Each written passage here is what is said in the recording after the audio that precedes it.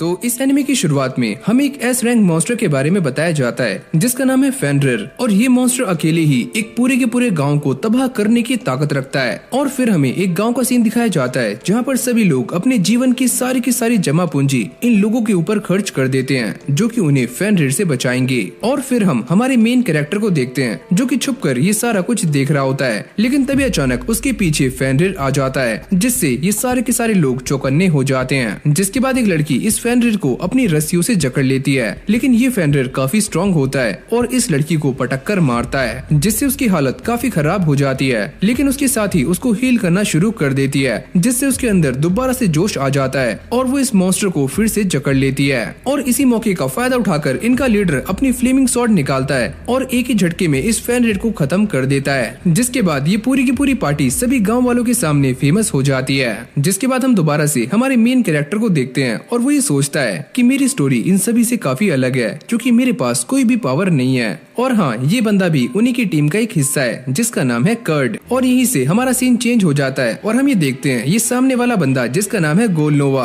वो काफी ठूस कर खाना खा रहा होता है और ये कहता है, अरे यार ये गाँव वाले काफी अजीब सा खाना बनाते हैं, इसमें तो कोई भी टेस्ट नहीं है। जिसके बाद वो कर्ड से कहता है, अरे यार सुनो, हमारे लिए खाना बना दो। और ये लड़की जिसका नाम बेंडाना होता है वो ये कहती है कि आज इस बच्चे का आखिरी दिन है और ये आखिरी बार हमारे लिए खाना बनाने वाला है। और ये सुनकर कर्ड काफी शॉक्ड हो जाता है और गोलनोवा उसे कहता है, क्या तुम नहीं जानते कि तुम फायर हो चुके हो? अरे पर मेरी गलती क्या है? मैंने कौन सी गलती की है? अरे यार तुमने न जाने कितनी सारी गलतियाँ की हैं। और इन्हीं के साथ जो हीलर होती है वो ये कहती है कि तुम काफी कमजोर हो और हमारी पार्टी में एक फोर्थ मेंबर चाहिए, इसलिए हमने तुम्हें रखा हुआ है। बेंडाना कहती है, हम तो ये सोच रहे हैं कि तुम्हें निकालकर एक काफी स्ट्रॉन्ग बंदे को अपनी टीम के अंदर रख लें। और ये सारी बातें जानने के बाद कर्ड की सिट्टी पिट्टी गुल हो जाती है और वो उन सभी से भीख मांगनी शुरू कर देता है। लेकिन तभी गोलनोवा उसकी एक जोरदार लात मारकर उसे नीचे गिरा देता है। जिसके बाद कर्ड सुबह उठकर एक दूसरे शहर में आ जाता है, लेकिन वो काफी सैड होता है क्योंकि उसके पास सारे पैसे खत्म हो चुके हैं। जिसके बाद वो एक वर्क स्टेशन में आ जाता है जहाँ की रिसेप्शनिस्ट पटाख से उसके सामने आ जाती है।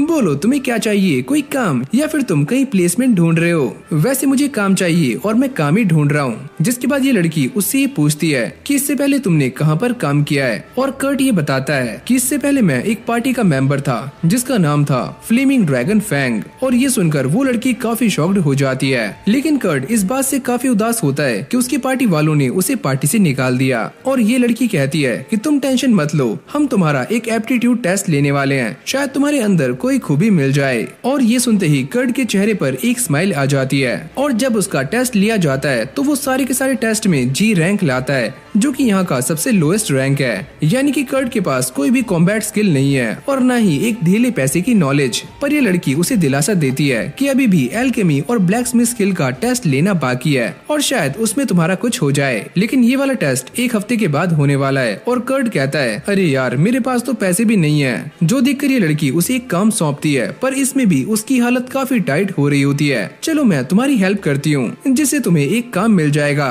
और अगले सीन में हम ये देखते हैं कि कर्ट उस ठेकेदार के पास पहुंच जाता है और वो ये कहता है कि अभी हमारे पास काम थोड़ा कम है तो तुम्हें एक दिहाड़ी मजदूर बनना होगा। यहाँ पर सीमेंट बनाना है और वहाँ पर सामने उस वॉल पर पेंट करना है। और ये सारा कुछ करने के लिए कर्ट के पास बस 2 से 3 घंटे का टाइम होता है। और ये कहने के बाद वो बंदा यहाँ से चला जाता है। और जब वो बंदा कुछ देर बाद दोबारा से आकर चेक करता है तो वो ये देखकर काफी शॉक्ड हो जाता है कि कर्ट ने सारा का सारा काम खत्म कर दिया है। और कर्ट कहता है, मुझे माफ करना, सीमेंट बस इतना ही था तो मैं इतना ही काम कर पाया। वैसे मैंने तुम्हें कोई सीढ़ियाँ नहीं दी थी तो तुम ऊपर तक कैसे गए? अरे वो उसके लिए मैंने एक जुगाड़ लगा लिया। जिसको देखकर वो ठेकेदार काफी ज्यादा खुश होता है और कर्ट को उसकी पेमेंट दे देता है। और कर्ट को ये कम पेमेंट भी काफी ज्यादा लग रही होती है क्योंकि वो पहले से ही कंगाल है। और फिर हमें 2 दिन बाद का सीन दिखाया जाता है जहाँ पर कर्ट ने इस पूरी की पूरी वॉल को कंप्लीट कर दिया होता है। और ये देखकर ठेकेदार काफी शॉक्ड हो जाता है और वो ये कहता है कि तुम्हें कल से काम पर आने की कोई भी जरूरत नहीं है। पर क्यों, मैंने ऐसा क्या किया? अगर तुम इतनी जल्दी काम करते रहोगे तो बाकी के लेबर्स भूखे पेट मर जाएंगे।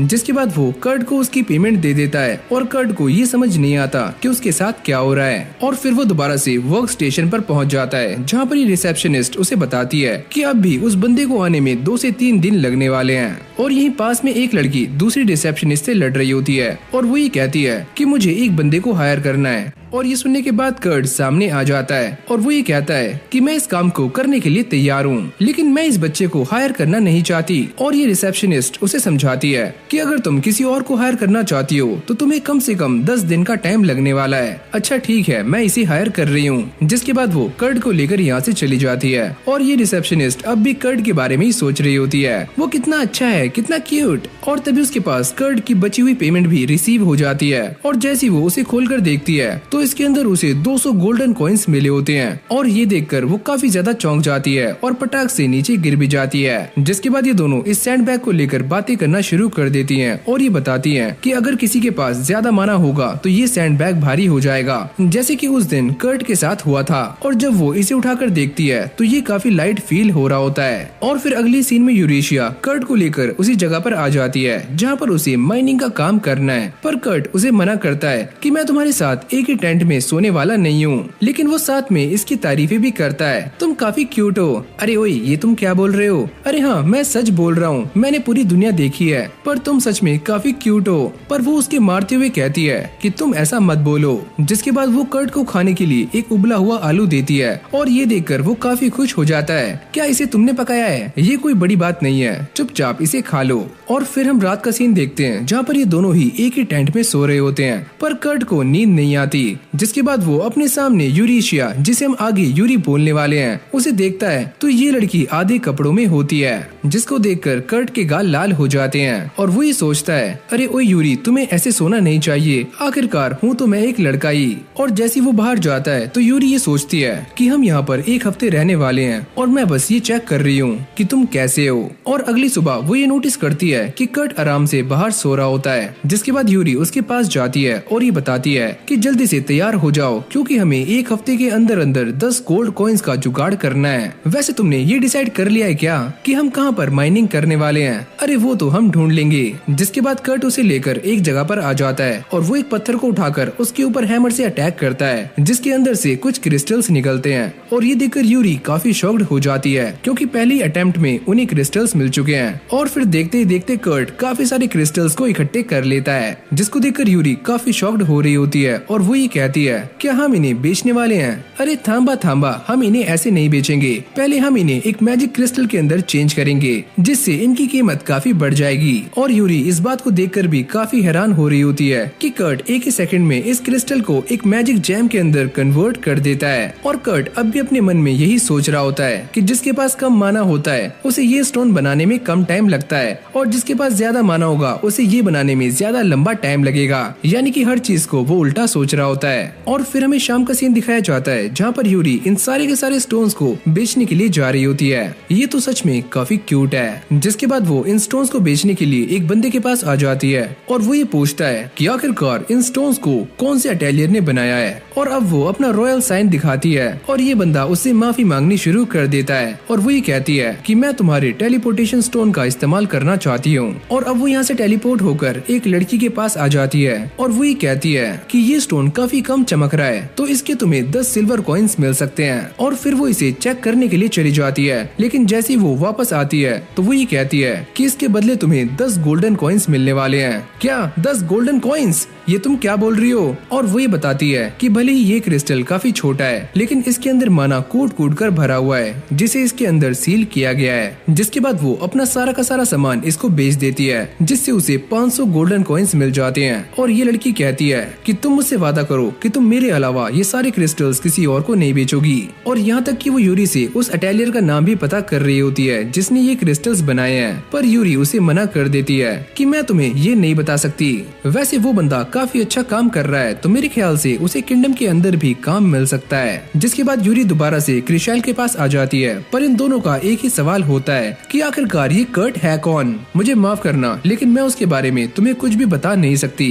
लेकिन जब यूरी उसे अपना रॉयल सिंबल दिखाती है तो वो उसके सामने कर्ट का पूरा बायोडाटा रख देती है। अच्छा, तो कर्ट का रैंक जी है और पहले वो एक पार्टी के लिए काम किया करता था। वैसे मेरे लिए इतना ही बहुत है। और ये रही 500 गोल्डन कॉइन्स जो कि कर्ट के अकाउंट में सबमिट कर देना। और वो उसे मना करती है कि तुम्हें कर्ट की आइडेंटिटी किसी के सामने भी रिवील नहीं करनी। और क्रिशेल इस चीज के लिए मान जाती है। और जब यूरी दोबारा से कर्ट के पास आती है तो वो ये देखकर काफी शॉक्ड हो जाती है कि कर्ट ने एक ही दिन में लकड़ियों का काफी सुंदर घर बना दिया होता है। वैसे तुमने इसे एक दिन में कैसे बनाया? अरे ये तो मेरे बाएं हाथ का खेल है। और फिर अगले ही सीन में हम गूलनोवा की पार्टी को देखते हैं, जो कि काफी बड़े मॉन्स्टर के साथ लड़ रही होती है और इसमें उनकी हालत काफी खराब हो जाती है। और इन्होंने अपनी टीम में जो नया बंदा हायर किया होता है वो भी कुछ खास काम नहीं आता। और बेंडाना ये सोचती है कि चलो अच्छा हुआ ये पार्टी धीरे धीरे करके खत्म हो रही है। और फिर हम कर्ट को देखते हैं और यूरी उसे समझा रही होती है कि तुम्हें मैजिक टेक्नोलॉजी रिसर्च लैब में काम करने के लिए चुना गया है। और ये सुनने के बाद कर्ट काफी शॉक्ड हो जाता है, लेकिन वो इस ऑफर को मना कर देता है कि तुम मेरे लिए इस ऑफर को मना कर देना। जिसके बाद यूरी उसे बताती है कि ये रॉयल रिसर्च लैब है, पर फिर भी कर्ट इसके लिए मना कर रहा होता है। और वो ये सोचता है कि मुझे दोबारा से फ्लेमिंग ड्रैगन फैंग में शामिल होना है और अभी बस मैं तुम्हारे साथ काम कर रहा हूँ। और अब ये दोनों उन्हीं मैजिक स्टोन्स के बारे में बातें करना शुरू कर देते हैं और कर्ट ये पूछता है कि अब हमें उन मैजिक स्टोन्स का क्या करना है। पर यूरी बताती है कि मैंने उन्हें पहले ही बेच दिया है और मुझे उससे जो भी पैसे मिले थे वो सारे मैंने तुम्हारे बैंक अकाउंट में सबमिट करा दिए हैं। वैसे तुम्हें मेरे बारे में इतना सोचने की जरूरत नहीं है। और फिर ये दोनों दोबारा से माइनिंग करने के लिए तैयार हो जाते हैं। यूरी पूछती है क्या तुम्हारी नींद भी पूरी हुई है? कर्ट कहता है अरे हाँ, मैं रात में 6 घंटे सोया था। अरे यार, अगर ये रात में 6 घंटे सोया था तो इसने ये इतना बड़ा घर कैसे बनाया? मुझे ऐसा लगता है कि मैंने इसे कुछ गलत बोल दिया है। और अगले सीन में ये दोनों एक जंगल में आ जाते हैं ताकि ये मैजिक स्टोन्स को ढूंढ सकें। और ये दोनों ही अलग अलग रास्तों पर चले जाते हैं। और फिर हमें शाम का सीन दिखाया जाता है जहाँ पर यूरी काफी ज्यादा मेहनत करती है और फाइनली उसे एक काफी बड़ा स्टोन भी मिल जाता है। और इसे पाकर वो पागलों की तरह बिहेव करना शुरू कर देती है। मैं कर्ट से कहूंगी कि इसे भी वो एक मैजिक स्टोन के अंदर कन्वर्ट कर दे, जिससे मुझे शायद 3 गोल्ड कॉइन्स तो मिल ही जाएंगे। और अब वो कर्ट को ढूंढने के लिए निकल जाती है और ये सोचती है कि जितना मैं उसे जानती हूँ मुझे ऐसा लगता है कि उसने एक काफी बड़ी केव ढूंढ ली होगी। और जब वो आगे जाती है तो वो ये देखकर काफी शॉक्ड हो जाती है कि कर्ट ने सच में एक काफी बड़ी माइन बना ली है, यानी कि उसका सोचना सच हो जाता है। और जैसे वो अंदर जाती है तो ये माइन सच में काफी बड़ी होती है। और यहाँ पर कर्ट कुछ पत्थर लेकर आ रहा होता है और वो ये कहता है कि मुझे आज बस यही मिले हैं। और जैसे यूरी इन स्टोन्स को देखती है तो वो सच में काफी सुंदर लग रहे होते हैं, लेकिन कर्ट ये बताता है कि ये स्टोन हमारे गाँव में काफी आम है और हम इन स्टोन्स को फेंक देते हैं। और ये सुनने के बाद यूरी काफी शॉक्ड हो जाती है, क्योंकि ये स्टोन गोल्ड और प्लैटिनम से भी काफी महंगा होता है। अगर ये स्टोन को बेकार बोल रहा है तो ये यहाँ पर क्या ढूंढने के लिए आया है? जिसके बाद वो इसे एक स्टोन दिखाता है जिसका नाम है ओरिकैल्कम। और वो ये कहता है कि मैं इसे ढूंढने ही यहाँ पर आया हूँ। और ये सुनकर वो और भी ज्यादा शॉक्ड हो रही होती है, क्योंकि ये स्टोन काफी रेयर है और इसे ढूंढना इतना भी आसान नहीं है। पर कर्ट कहता है अरे यार, ये तो मेरे बाएं हाथ का खेल है। इसे ढूंढने के लिए बस जमीन में 7 किलोमीटर अंदर तक खुदाई करनी होती है और ये आराम से मिल जाता है। और तभी यूरी इस बात को नोटिस करती है कि कर्ट ने पहाड़ के बीच में से एक काफी बड़ा रास्ता बना दिया है। और अब ये माइनिंग करके दोबारा से समाइला में आ जाते हैं। और कर्ट ने जो रास्ता बनाया होता है वो समाइला को लॉर्ड टाउन से जोड़ता है। और कर्ट यहाँ पर खड़ा हुआ ये सारी बातें सोच रहा होता है, लेकिन तभी अचानक बेंडाना यहाँ पर आ जाती है और कर्ट उसे देखकर ये पूछता है कि तुम यहाँ पर क्या कर रही हो? और वो ये बताती है कि मैं यहाँ पर इसीलिए आई हूँ क्योंकि फ्लेमिंग ड्रैगन फैंग पार्टी खत्म हो चुकी है और पास्ट में उनके साथ न जाने क्या क्या हुआ है। और फिर हमें एक फ्लैशबैक दिखाया जाता है जहाँ पर गूलनोवा ने बेंडाना को ये ऑर्डर दिया होता है कि वो कर्ट को पकड़कर यहाँ पर किसी भी कीमत पर लेकर आए। अगर वो आने से मना करता है तो ये उसे जान से मार भी सकती है। और तभी हमारे सामने ये बात रिवील होती है कि बेंडाना ने ही गूलनोवा को फंसाया होता है और अब सारे के सारे रॉयल गार्ड्स उसका पीछा कर रहे होते हैं ताकि वो उसे पकड़ सके।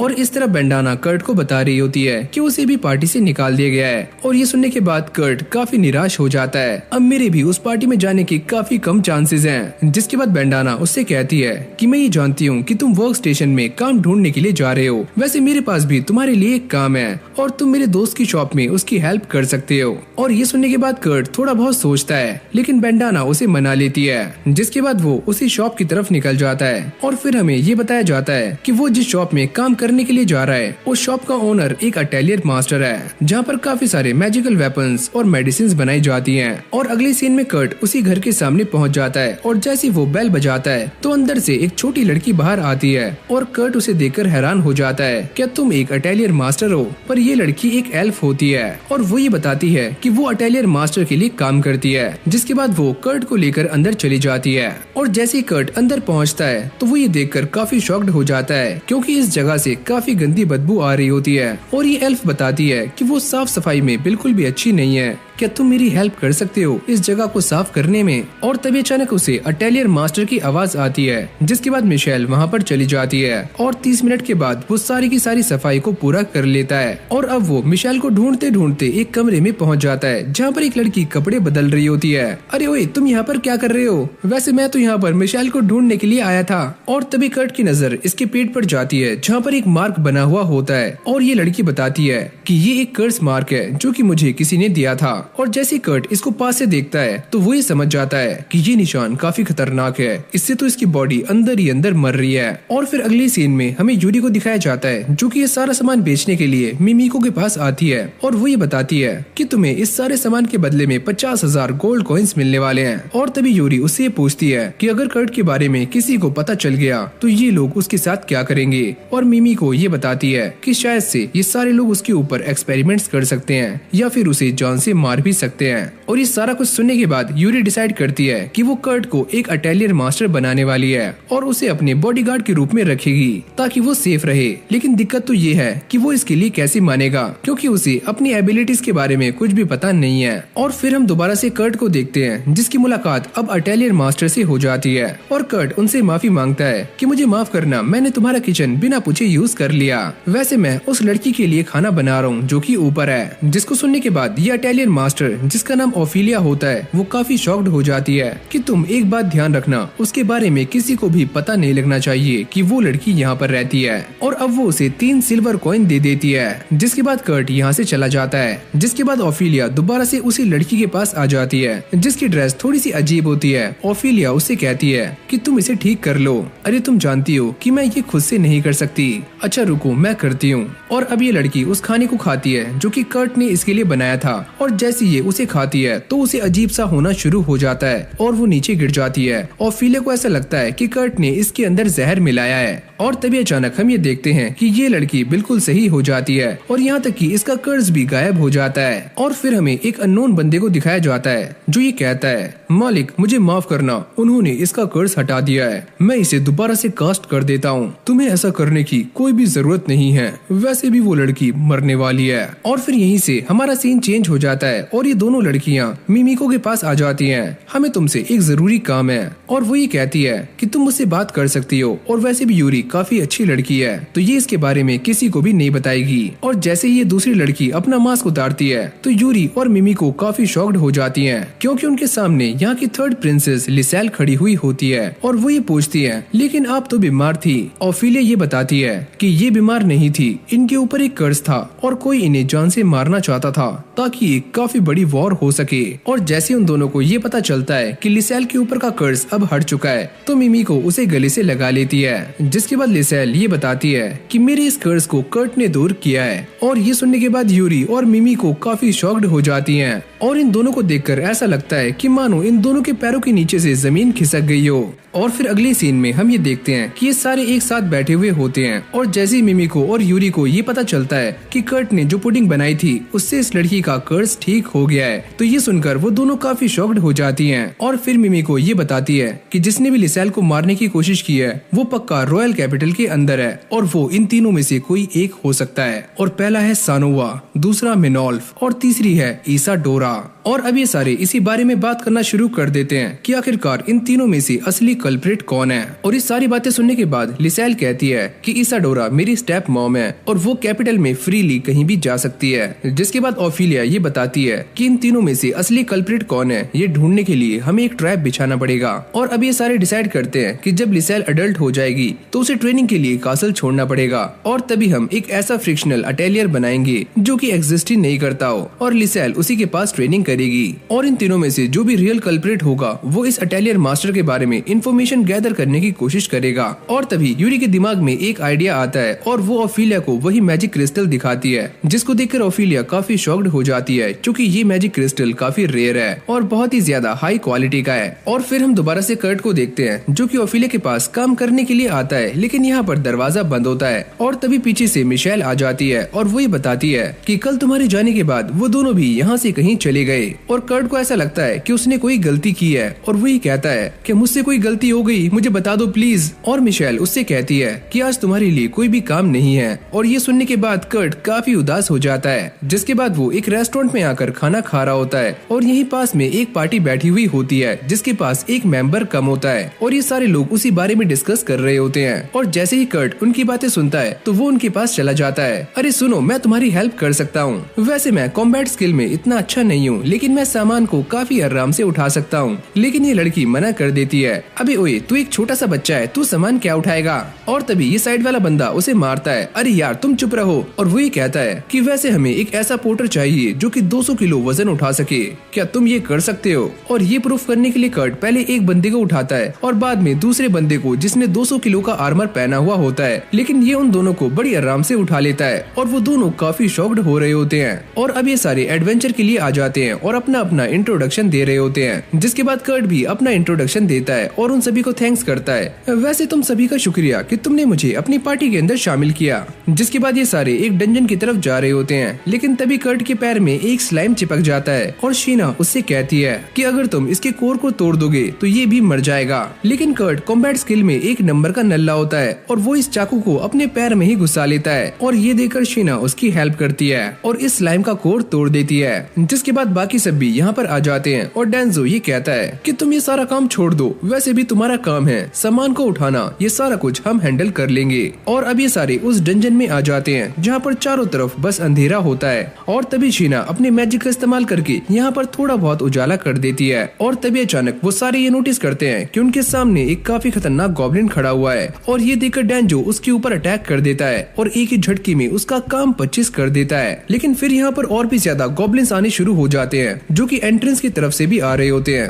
और ये देखकर वो सारे काफी शॉक्ड हो जाते हैं। लेकिन तभी हम कर्ट को देखते हैं जो कि यहाँ पर एक सीक्रेट डोर खोज लेता है और ये सारे उसके अंदर जाकर इस दरवाजे को अंदर से बंद कर देते हैं। और तभी कर्ट को ये रियलाइज होता है कि उसकी पार्टी के 2 मेंबर्स बाहर फंस चुके हैं और बाहर से वो कह रहे होते हैं यहाँ पर काफी सारे गॉब्लिन्स हैं, तुम दोनों यहाँ से जाओ और हमें नहीं लगता कि हम बच पाएंगे। अच्छा ठीक है, तो मैं भी उनसे लड़ूंगा। पर शीना उसको मना कर देती है कि तुम उन सभी के लिए मुसीबत खड़ी कर दोगे। और शीना को इस बात पर यकीन होता है कि वो दोनों सारे के सारे गॉब्लिन्स को संभाल लेंगे। जिसके बाद ये दोनों आगे बढ़ना शुरू करते हैं। लेकिन जैसे ही ये थोड़ा आगे जाते हैं तो शीना ये नोटिस करती है कि उसके सामने काफी खतरनाक ड्रैगन्स हैं। और फिर यहीं से हमारा सीन चेंज हो जाता है जहाँ पर हम लिसेल और यूरी को देखते हैं और ये दोनों ही कर्ट से मिलने के लिए जा रहे होते हैं। और जैसे ही ये उसके रूम में पहुँचते हैं तो कर्ट उन्हें नहीं मिलता और बेंडाना ये बताती है कि वो एक एडवेंचरर पार्टी के साथ एक केव में गया है। लेकिन यूरी को अब भी ये बात समझ नहीं आती कि आखिरकार कर्ट वहाँ पर करने क्या गया है और उसे ऐसा लगता है कि ये कर्ट के लिए एक ट्रैप भी हो सकता है। और ये सुनने के बाद लिसेल भी उसके साथ जाने के लिए जिद करना शुरू कर देती है, पर यूरी उसे मना कर रही होती है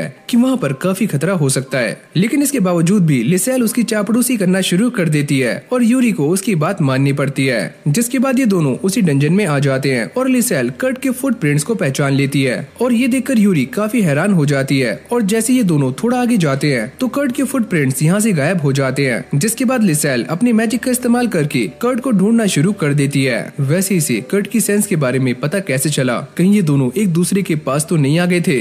और ये सोच सोचकर यूरी काफी जेलस फील कर रही होती है। और अब ये दोनों उसी जगह पर आ जाते हैं जहाँ पर ये दोनों पार्टी मेंबर्स इन सारे गॉब्लिन्स के साथ लड़ रहे होते हैं। और तभी लिसेल अपने मैजिक का इस्तेमाल करके यूरी की फिजिकल एबिलिटीज को काफी बढ़ा देती है। और इस तरफ खांस और डेंजो की हालत काफी खराब हो जाती है तो यूरी जाकर उनकी हेल्प करना शुरू कर देती है। और इस तरफ हम शीना को देखते हैं जिसके सामने आयरन ड्रैगन्स खड़े होते हैं और उसको ऐसा लगता है कि आज ये दोनों पक्का मरने वाले हैं। और वो कर्ट से भी माफी मांग रही होती है कि उनकी वजह से ही कर्ट भी यहाँ पर फंस गया है। लेकिन तभी कर्ट उसको शांत करता है और ये कहता है कि तुम टेंशन मत लो, मैं इन सारे के सारे ड्रैगन्स और गोलेम्स को संभाल लूंगा। जिसके बाद वो अपना चाकू निकालकर इन सभी मॉन्स्टर्स के ऊपर अटैक्स करना शुरू कर देता है और एक एक करके उन सभी के बॉडी पार्ट्स को काटना शुरू कर देता है। और ये देखकर शीना के होश उड़ जाते हैं और वो ये सोचती है कि ये सब क्या हो रहा है। और तभी अचानक यहाँ पर यूरी की भी एंट्री हो जाती है और वो आते ही ये कहती है कि कर्ट क्या तुम ठीक हो। और वो भी ये देखकर काफी शॉक्ड हो रही होती है कि कर्ट अपने एक डैगर की मदद से सारे के सारे मॉन्स्टर्स को बड़ी आराम से काट रहा है। और अब वो यूरी के पास आकर उससे कहता है कि प्लीज तुम खांस और डेंजो की हेल्प करो।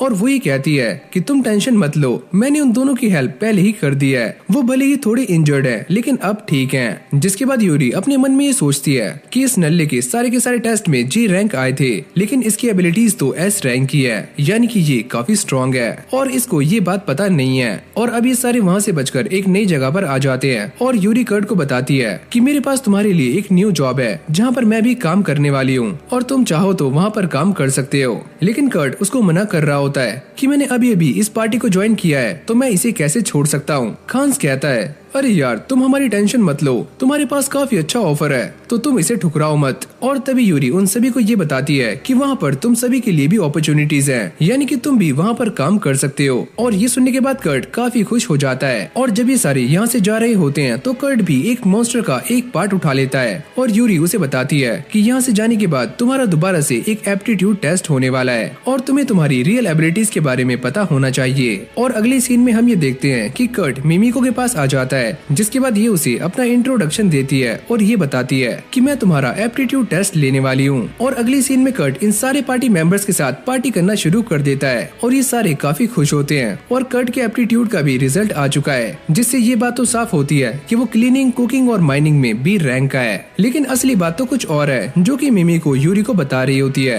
कि मैंने कर्ट से झूठ बोला है कि उसका रैंक बी है, लेकिन असल में वो एसएस रैंक का है। और अभी ये दोनों ही कर्ट के बारे में बातें कर रहे होते हैं और यूरी कहती है कि ये हमारे प्लान के हिसाब से काफी सही रहेगा। लेकिन तभी अचानक यहाँ पर क्रिशेल भी आ जाती है और वो ये सारी बातें सुन लेती है कि कर्ट एसएस रैंक का है। और ये सुनते ही उसके होश उड़ जाते हैं और वो ये कहती है कि मैं इसके बारे में किसी को भी नहीं बताऊंगी। और इसके बाद हम ये देखते हैं कि ये सारे कैरेज के अंदर होते हैं और अपनी लोकेशन पर जा रहे होते हैं। और इन सभी को देखकर ऐसा लगता है कि ये सारे ही बड़े एक्साइटेड हैं। जिसके बाद ये सारे यूरी से पूछते हैं कि आखिरकार हमारा अटेलियर मास्टर कैसा है। और यूरी इन सभी की बातों को टालने की कोशिश करती है, यानी कि वो इन सभी को कुछ भी नहीं बताती। जिसके बाद ये सारे टाउन के पास पहुंच जाते हैं, लेकिन कर्ट यहाँ पर आते ही काफी उदास हो जाता है और लिसेल उससे पूछती है कि तुम्हें क्या हुआ। और कर्ट ये बताता है कि पहले मैं यहाँ पर वॉल रिपेयरिंग का काम किया करता था, लेकिन मुझे यहाँ से निकाल दिया गया। और वो काफी उदास भी हो जाता है। और अभी सारे एक खाली जगह पर आ जाते हैं और यूरी उन सभी को बताती है कि यही हमारा अटेलियर मास्टर है। और ये सुनने के बाद सारे लोग काफी शॉक्ड हो जाते हैं। अबे ओए, ये तुम क्या बातें कर रही हो। और वो ये कहती है अरे हाँ, मैं बिल्कुल सही बोल रही हूँ और कर्ट यहीं पर हमारा अटेलियर बनाने वाला है। लेकिन यहाँ पर कर्ट काफी ज्यादा एक्साइटेड हो रहा होता है और वो ये कहता है अरे हाँ, मैं ये काम कर दूंगा, लेकिन मुझे 3 दिनों का टाइम चाहिए। और ये सारी बातें सुनने के बाद शीना थोड़ी हैरान हो जाती है, आखिरकार कर्ट ये सारा काम अकेले कैसे कर सकता है। और यूरी भी इस चीज को नोटिस कर लेती है और वो कर्ट से कहती है कि जब तुम ये सारा काम करो तो अपनी सेहत का भी ध्यान रखना। अरे हाँ, मैं सारा कुछ कर लूंगा। और अगली सीन में हम ये देखते हैं कि ये सारे एक रूम के अंदर होते हैं और अपनी बातें कर रहे होते हैं। और तभी शीना कर्ट के बारे में बातें करना शुरू कर देती है और वो ये कहती है कि मैंने ये देखा था कि कर्ट ने एक साथ काफी सारे आयरन ड्रैगन्स को हरा दिया था, आखिरकार ये कर्ट कौन है। और यूरी कहती है अरे हाँ, मैं तुम्हें सारा कुछ शुरू से बताने वाली हूँ। और यहाँ पर एक बंदा ऐसा भी है जो कि रॉयल फैमिली से बिलोंग करता है। और यहाँ पर वो लिसेल की बात कर रही होती है। जिसके बाद लिसेल अपने आप को इंट्रोड्यूस करना शुरू कर देती है और साथ ही में वो अपना शाही डैगर भी दिखाती है, जिसको देखकर सारे लोग काफी हैरान हो जाते हैं। और उन सभी को ऐसा लगता है कि कर्ट भी एक रॉयल फैमिली से बिलोंग करता है। जिसके बाद यूरी इन सभी को सारा कुछ बताना शुरू कर देती है और वो ये कहती है कि जब वो कर्ट से पहली बार मिली थी तो उसका रैंक जी था, लेकिन जब उसका दोबारा से टेस्ट करवाया गया तो वो ट्रिपल एस रैंक का निकला।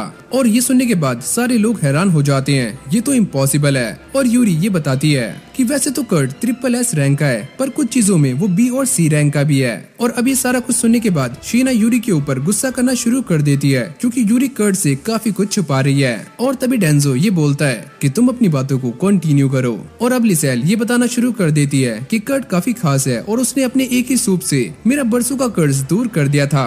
और ये सुनने के बाद किसी को भी उसकी बातों पर यकीन नहीं आता, जिसके बाद लिसेल उन सभी को पुरानी कहानी बताना शुरू कर देती है कि कैसे कर्ट उसे मिला और कैसे कर्ट ने उसका कर्ज दूर कर दिया। और अब यूरी भी कर्ट की तारीफें करना शुरू कर देती है कि कर्ट काफी अच्छा इंसान है और वो अपनी हेल्प करने की बजाय दूसरों की हेल्प करना ज्यादा प्रीफर करता है। जिसके बाद लिसेल उन सभी से कहती है कि हमें कर्ट की बातों को एकदम सीक्रेट रखना है और हमें इसके बारे में उसे नहीं बताना, क्योंकि वो हमारा एक दोस्त है। और डेंजो कहता है कि वैसे उसने हमारी हेल्प की है तो हम उसकी बातों को सीक्रेट रख सकते हैं। लेकिन अब भी शीना के दिमाग में कुछ अलग ही खिचड़ी बन रही होती है और वो यहाँ से बाहर निकल जाती है थोड़ा बहुत टहलने के लिए। और जैसे ही वो टहलते टहलते कर्ट के पास जाती है तो वो ये देखकर काफी शॉक्ड हो जाती है कि कर्ट ने काफी सारा काम कंप्लीट कर दिया है। और कर्ट उसे कहता है, अरे यार तुम शॉक्ड क्यों हो रही हो, अभी तो मैंने बस गड्ढा ही खोदा है, अभी काफी सारा काम करना बाकी है। और वैसे भी एक बी रैंक का एडवेंचरर ये सारा काम काफी आराम से कर सकता है, ये बस तुम्हें लगता है ये काम बी रैंक के एडवेंचरर के लिए करना काफी मुश्किल है।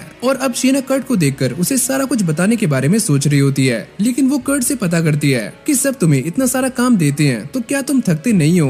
अरे ओ सोनियो, थकना कैसा, ये सारा काम करने में मुझे काफी ज्यादा मजा आता है। और जब कर्ट ये सारी बातें बता रहा होता है तो वो काफी खुश होता है। और ये देखकर शीना को यूरी की बातें याद आती है कि कर्ट एक काफी अच्छा इंसान है और वो एकदम प्योर हार्टेड है। और फिर अगले सीन में हम डेंजो को देखते हैं जो कि बेंडाना के पास खड़ा हुआ होता है और उससे कोई खास इन्फॉर्मेशन शेयर कर रहा होता है और बदले में उसे पैसे भी देता है। और यहीं से हमारा सीन चेंज हो जाता है, जिसके बाद हमें एक छोटे से बोने को दिखाया जाता है जो कि एक लड़की को परेशान कर रहा होता है, लेकिन ये लड़की वहाँ से भाग जाती है। जिसके बाद ये बोना किसी को मारने की बातें करना शुरू कर देता है और वो ये कहता है कि अभी वो इंसान तीसरी राजकुमारी के अटेलियर में काम करता है तो मुझे उसे रास्ते से हटाना होगा। और तभी पीछे से एक आवाज आती है, अबे ओए घनचक्कर, ये काम करना इतना भी आसान नहीं है। अरे हाँ तुम बिल्कुल सही बोल रहे हो। और जैसे ये बोना पीछे पलटकर देखता है तो पीछे डेंजो बैठा हुआ होता है, जिसको देखकर इसकी फट जाती है। और हाँ, ये वही बंदा है जिसके बारे में डेंजो बेंडाना से इन्फॉर्मेशन कलेक्ट कर रहा था। जिसके बाद ये बोना यहाँ से भागना शुरू कर देता है, लेकिन डेंजो के ट्रैप से वो नीचे गिर जाता है। और तभी यहाँ पर डेंजो की एंट्री हो जाती है। अबे ओए छोटे चूहे, तू कहाँ पर भागने की कोशिश कर रहा था? अरे यार मुझे छोड़ दो, और वैसे भी हम दोनों पहले एक साथ एक ही पार्टी में काम किया करते थे, तुम मेरे दोस्त हो ना, छोड़ दो यार। और तभी अचानक डेंजो अपनी स्वॉर्ड को उसकी गर्दन पर रख देता है। अबे ओए, मैं तेरा दोस्त वोस्त नहीं हूँ, अगर तू मेरे दोस्तों के आसपास भी दिखा तो मैं तुझे जान से मार दूंगा, समझ रहा है ना तू? और बेंडाना भी पीछे खड़ी हुई ये सारा कुछ देख रही होती है और वो ये चाहती है कि डेंजो इसे जान से मार दे, पर डेंजो ऐसा नहीं करता। और तभी अचानक यहाँ पर कुछ लोग आ जाते हैं जिनको देखकर बेंडाना छुप जाती है। और तभी उसका क्रो उसके पास एक मैसेज लेकर आता है और जैसी बेंडाना उसको पढ़ती है तो वो काफी शॉक्ड हो जाती है। जिसके बाद हमें एक मिस्टीरियस लड़की को दिखाया जाता है जो कि एक मैजिक सर्कल के ऊपर लेटी हुई होती है। और फिर हम खांस और डेंजो को देखते हैं जो कि अपने सामने ये देखकर काफी हैरान हो रहे होते हैं कि कर्ट ने 3 दिनों के अंदर अंदर इतना बड़ा महल कैसे बना दिया। जिसके बाद कर्ट भी यहाँ पर आ जाता है और वो इन सभी को इस पूरे के पूरे महल के अंदर घुमाना शुरू कर देता है और वो सब भी काफी खुश होते हैं क्योंकि ये महल काफी ज्यादा बड़ा होता है। जिसके बाद वो इन सभी को इंजन रूम के अंदर लेकर आ जाता है और ये सारा कुछ देखने के बाद उन सभी का दिमाग घूमना शुरू हो जाता है। जिसके बाद वो इन सभी को बेडरूम दिखाता है और लिसेल ये देखकर काफी खुश हो जाती है और वो ये कहती है, अरे वाह कर्ट, इसके अंदर से तो तुम्हारी स्मेल भी आ रही है। अरे हाँ, मैं इसके ऊपर थोड़ी देर के लिए सो गया था, मुझे माफ करना। जिसके बाद कर्ट यूरी से पूछता है कि आखिरकार ये अटेलियर मास्टर है कौन, पर यूरी उससे दोबारा से सारी बातें छुपाना शुरू कर देती है। और कर्ट भी इन सारी बातों को भुलाकर ये बोलता है कि मैंने किचन के पास एक छोटा सा रूम बनाया है और मैं रात में वहीं पर सोने वाला हूँ। और ये सुनने के बाद सारे लोग काफी शॉक्ड हो जाते हैं क्योंकि कर्ट ने सबके लिए काफी बड़े बड़े रूम्स बनाए होते हैं सिवाय खुद के। और अब ये सारे मिलकर डिसाइड कर लेते हैं कि कर्ट भी एक रूम के अंदर सोने वाला है और यूरी उससे पूछती है कि क्या तुम कर्ज को दूर रखने के लिए यहाँ पर कुछ कर सकते हो, पर कर्ट इसके लिए मना कर देता है क्योंकि ये काफी ज्यादा मुश्किल है। और फिर अगले सीन में हमें यूरी को दिखाया जाता है जो कि इस पूरे के पूरे कासल को प्रोटेक्ट करने के लिए चारों तरफ ही तिलिस्मान को चिपका रही होती है। और तभी अचानक उसके सामने लिसेल आ जाती है जिसको देखकर यूरी काफी शॉक्ड हो जाती है। और फिर वो अजीब अजीब सी हरकतें करना शुरू कर देती है। और फिर हमें सुबह का सीन दिखाया जाता है जहाँ पर कर्ट ब्रेकफास्ट बना रहा होता है और लिसेल भी उसकी हेल्प कर रही होती है और वो दिखने में काफी क्यूट लगती है। और ये सारा कुछ देखकर यूरी की सुलगनी शुरू हो जाती है और वो ये कहती है, अरे ओए तुम ये सारा कुछ क्यों कर रही हो, तुम्हें ये करने की जरूरत नहीं है। लेकिन तभी अचानक यूरी ये नोटिस करती है कि कर्ट ने सारे के सारे काम को काफी अच्छे तरीके से किया होता है और वो ये सोचती है कि कोई इंसान इतना परफेक्ट कैसे हो सकता है कि वो सारे काम इतनी आसानी से कर सके। और फिर हमें वो सारा खाना दिखाया जाता है जो कि कर्ट ने इन सभी के लिए बड़े प्यार से बनाया होता है और ये खाना उन सभी को काफी पसंद भी आता है। और यूरी पूछती है कि कर्ट कहाँ पर है, लेकिन वो तो यहाँ से गायब है। और अब यूरी को इस बात की टेंशन हो रही होती है कि कहीं कर्ट उस मैजिकल तिलिस्मान को मिटा ना दे।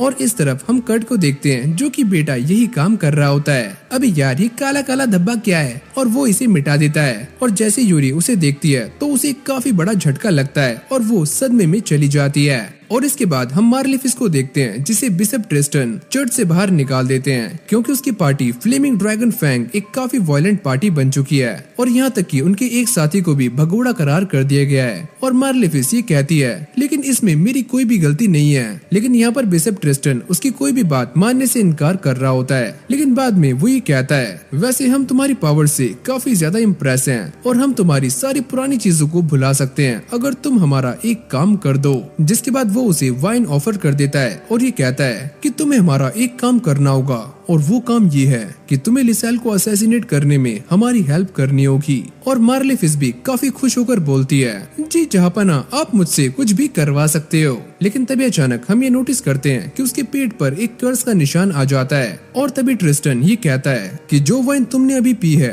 उसे कर्स से पॉइजन किया गया था, तो तुम बस पानी के अलावा कुछ भी खा पी नहीं सकती और वैसे भी तुम 1 महीने में मरने वाली हो। और समझो ये तुम्हारे लिए एक ट्रायल है, अगर तुमने 1 महीने में मरने से पहले लिसेल को खत्म कर दिया तो मैं ये कर्स तुम्हारे ऊपर से दूर कर दूंगा। और मार्लिफिस भी उसकी बातों को मान लेती है। जिसके बाद हम उसे एक मैजिक सर्कल के ऊपर देखते हैं और यहाँ पर उसके सामने एक डीमन होता है जो कि काफी जोर जोर से हंस रहा होता है। और फिर हमें दोबारा से लिसेल को दिखाया जाता है और यूरी भी इसी बात को सोच रही होती है कि कर्ट ने जिन तिलिस्मान को हटाया था उनको हटाने के बाद भी लिसेल की बॉडी में कोई भी चेंजेस नहीं हुए हैं। और वो यहाँ पर इस बात को भी सोच रही होती है कि वैसे भी कर्ट का खाना किसी भी कर्स को न्यूट्रलाइज कर देता है। और अब मिमी को भी यहाँ पर आ चुकी है और उसने पूरी जगह पर अपना मैजिकल वेब बिछा दिया है, तो अगर हमारे एनिमीज ने कोई हरकत करने की कोशिश की तो हमें काफी जल्दी पता लग जाएगा। और अब ये सारी बातें सोचने के बाद वो कर्ट का बनाया हुआ केक खा लेती है और वो ये कहती है कि मुझे ये केक थोड़ा सा अजीब लग रहा है। और कर्ट बताता है, अरे हाँ मैंने इस केक को थोड़ा सा डिफरेंट बनाने की कोशिश की है।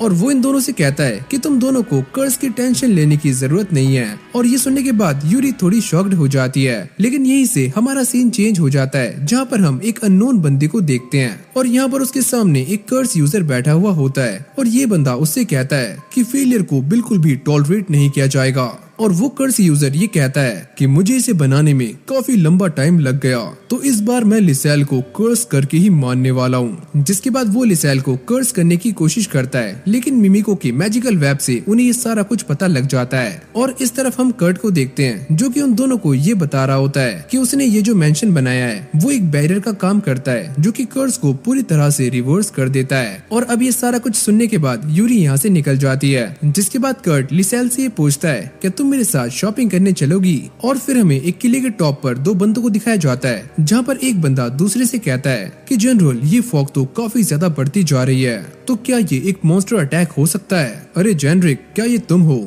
वैसे मैं इसके बारे में कुछ नहीं जानता। और फिर अगली सीन में हमें दोबारा से उसी कर्स यूजर को दिखाया जाता है जिसकी बॉडी ग्लो कर रही होती है और मिमी को उसको देखकर कहती है कि ये तो मर चुका है। ओफिलिया बताती है कि वो लोग इस बात को जानते थे कि इस लाइट की वजह से वो पकड़े जा सकते हैं, तो इसीलिए उन्होंने इसे जान से मार दिया। और वो सारे इस बात को देखकर भी काफी शॉक्ड हो रहे होते हैं कि कर्ट ने एक काफी खतरनाक कर्स रिफ्लेक्टर बना दिया है और वो इस मामले में कर्ट से बातें करना चाहती है, पर यूरी उसको मना कर देती है कि मैं कर्ट को इन सारे मामलों में घसीटना नहीं चाहती वरना उसकी जान खतरे में पड़ सकती है। और अब ये तीनों बातें कर ही रही होती हैं, तभी अचानक उन्हें एक वार्निंग साउंड सुनाई देता देता है और इस तरफ जनरल ऑलरेड वहाँ पर लाइट करने के लिए कहता है, जहाँ पर हम काफी सारे डीमंस और मॉन्स्टर्स को देखते हैं। और ये सारा कुछ देखने के बाद ऑलरेड फर्स्ट प्लेटून के साथ उनसे लड़ने के लिए तैयार हो जाता है और जेनरिक भी उसके साथ लड़ने के लिए कहता है, अगर हमने अपने सारे सोल्जर्स को यहाँ पर रखा तो हम उन्हें काफी आराम से हरा सकते हैं। और इस तरफ हम यूरी और बाकी सभी को देखते हैं जो कि अटैलियर की तरफ जा रहे होते हैं और फिर हमें उन सारे स्केलेटन्स को दिखाया जाता है जो कि कासल की तरफ बढ़ रहे होते हैं। और जैसे ही वो मैजिकल वॉल को टच करते हैं तो वो सारे प्यूरिफाई होने शुरू हो जाते हैं और ऑलरेड को भी ऐसा लग रहा होता है कि ये सारा कुछ कर्ट की वजह से हो रहा है। और फिर हमें मार्लेफिस को दिखाया जाता है और साथ में उस डीमन को भी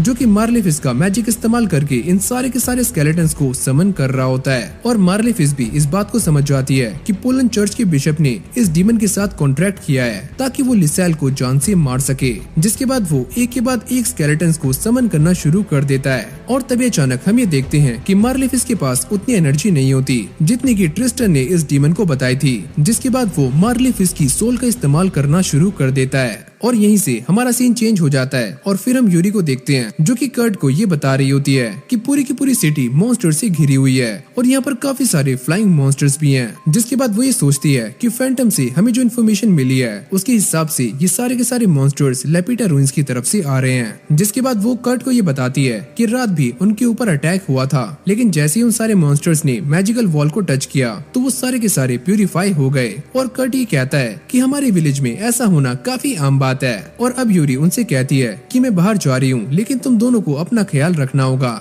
और कर्ट ये सुनने के बाद काफी सैड हो जाता है क्योंकि वो उसके साथ बाहर नहीं जा सकता। और फिर हम एल्ड्रेड और जेनरिक को देखते हैं जो कि इन सारे के सारे मॉन्स्टर्स से लड़ने के लिए स्ट्रेटेजी बना रहे होते हैं। और तभी अचानक ये तीनों भी यहाँ पर आ जाती हैं। जिसके बाद यूरी इन सभी को इंट्रोड्यूस करना शुरू करती है और ये बताती है कि इसका नाम है ओलिविया और ये है मिमिको। और अब यूरी उन दोनों को ये बताती है कि मेरे पास एक प्लान है और तुम सारे यहाँ पर रुककर उन मॉन्स्टर्स की अटेंशन को ग्रैब करना। जिसके बाद मैं लेपिटा रूइंस में जाकर उन सारे के सारे मॉन्स्टर्स को जड़ से खत्म कर दूंगी। लेकिन ऑलरेड उसे मना कर रहा होता है कि तुम वहाँ पर अकेले नहीं जा सकती। जिसके बाद वो एक मैजिक क्रिस्टल दिखाती है और ये कहती है कि मेरे पास ये है और ये कोई आम मैजिक क्रिस्टल नहीं है, तो तुम मेरे ऊपर भरोसा रखो। और अब ये सारी बातें सुनने के बाद ऑलरेड मान जाता है, लेकिन एक शर्त पर कि वो भी यूरी के साथ जाएगा। और अब जेनरिक भी उसके साथ जाने की जिद करता है, लेकिन ऑलरेड उसको मना कर देता है कि तुम्हें यहीं पर रुककर डिकॉय स्क्वाड को लीड करना है और ये भी काफी ज्यादा इम्पोर्टेंट है। जिसके बाद ये सारे यहाँ से चले जाते हैं सिवाय इन दोनों के। और जेनरिक कहता है कि हम इस लड़ाई में सरवाइव करेंगे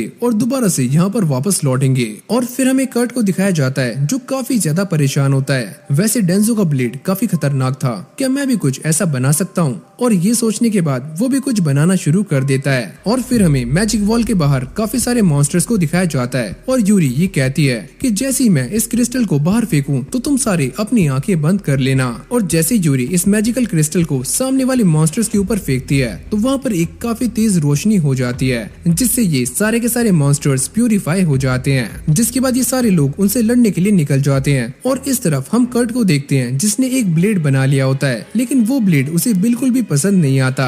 और तभी अचानक यहाँ पर लिसेल आ जाती है और वो ये कहती है, क्या ये स्वॉर्ड तुमने बनाई है? और कर्ट कहता है, अरे हाँ, ये मैंने बनाई है और गलती से मैंने इसके अंदर मैजिक डाल दिया है। और लिसेल को ये स्वॉर्ड काफी पसंद आ रही होती है और कर्ट उससे कहता है कि अगर तुम्हें ये पसंद है तो तुम इसे रख सकती हो। लेकिन अब भी कर्ट को एक बात परेशान कर रही होती है और वो लिसेल से ये पूछता है, क्या कोई तुम्हारा पीछा कर रहा है? तो फाइनली तुमने ये नोटिस कर ही लिया। मुझे तुम्हें ये सारी बातें बताते हुए काफी बुरा लग रहा है और मेरी वजह से ही तुम सारे लोग अपनी जानों को खतरे में डाल रहे हो। वैसे जो इंसान तुम्हारा पीछा कर रहा है, क्या वो वेस्ट के रूइंस में है? और तभी कर्ट ये बात रियलाइज करता है कि यूरी जिसे वेस्ट के रूइंस में हराने गई है वो स्क्रोल लिंक की है। और तभी लिसेल उसे ये बताती है कि तुम घबराओ मत, हम दोनों यहाँ पर रहकर उनका वेट कर सकते हैं। पर कर्ट कहता है कि हम दोनों ऐसा नहीं करेंगे, तो चलो उनकी हेल्प करने चलते हैं। लेकिन ये पूरी सिटी एक डायरेक्शन से मॉन्स्टर से घिरी हुई है, लेकिन हम यहाँ पर ऐसे बैठ नहीं सकते। अगर हम 8 डायरेक्शन से नहीं जा सकते तो हम 9 से जाएंगे। तो चलो वेस्ट के रूइंस में जाकर सारे के सारे मॉन्स्टर्स का सफाया करते हैं। और फिर हमें ऑलरेड और यूरी को दिखाया जाता है जिन्हें चारों तरफ से मॉन्स्टर्स ने घेर लिया होता है। मुझे ऐसा लगता है कि हमारे साथ काफी बुरा होने वाला है। तो इसी के साथ हमारी इस एनिमे का ये पार्ट यहीं पर एंड हो जाता है और अगले पार्ट के लिए आप मुझे नीचे कमेंट कर देना। और जैसे इस एनिमे के अगले पार्ट्स आएंगे तो वो सारे पार्ट्स मैं आपके लिए सबसे पहले लेकर आ जाऊंगा। तो फटाक से जाकर वीडियो को लाइक कर दो और चैनल को भी सब्सक्राइब कर लेना। और मैं मिलता हूँ आपसे एक और न्यू फ्रेश वीडियो के साथ। तब तक के लिए कीप वॉचिंग एनीसोल।